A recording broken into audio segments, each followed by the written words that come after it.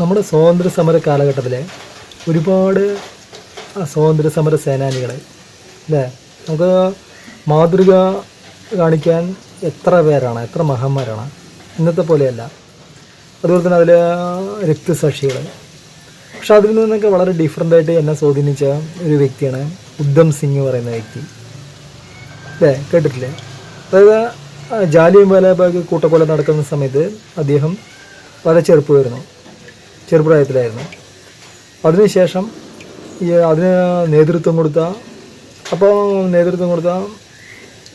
Michael O dare എന്ന് പറയുന്ന വ്യക്തിയെ ഏകദേശം 21 വർഷം 1940 ലണ്ടനിലിട്ട് പകരം വീട്ടിയ വ്യക്തിയാണ്. വധിച്ചു അദ്ദേഹത്തെ, ഉദ്ധം സിംഗിന്, മൈക്കിൾ ഒ ഡെയറിനെ. ആ ഒരു വ്യക്തിയാണ് ഉദ്ധം സിംഗ്. സ്വാതന്ത്ര്യ സമര ഹേഡുകൾ വായിക്കുന്ന സമയത്ത് ശരിക്കും വളരെ ഡിഫറൻ്റായ വ്യക്തി. പ്രതികാരം എന്ന് പറയുന്നത് മനസ്സിൽ സൂക്ഷിച്ച് 21 വർഷത്തിന് ശേഷം നീട്ടിയ ഉദ്ധം സിംഗിനെ ഈ സ്വാതന്ത്ര്യ ആഘോഷവേളകളിൽ ഓർക്കുന്നു. നിങ്ങൾക്കങ്ങനെ ഏറ്റവും സ്വാധീനിച്ച ഏതെങ്കിലും വ്യക്തികളുണ്ടോ? അത് നമ്മുടെ കമൻറ്റ് ബോക്സിൽ ഇടാം. ഓക്കെ.